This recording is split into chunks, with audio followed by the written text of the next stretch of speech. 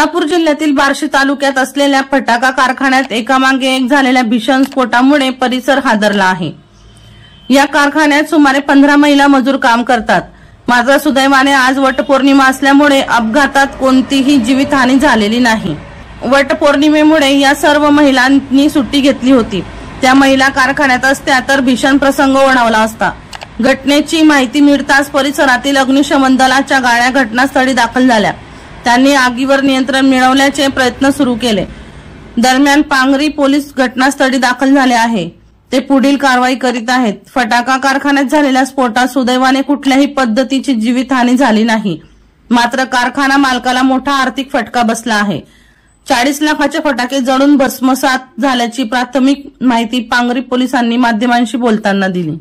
दीपक राठोड यांचा report DR news Jalgaon.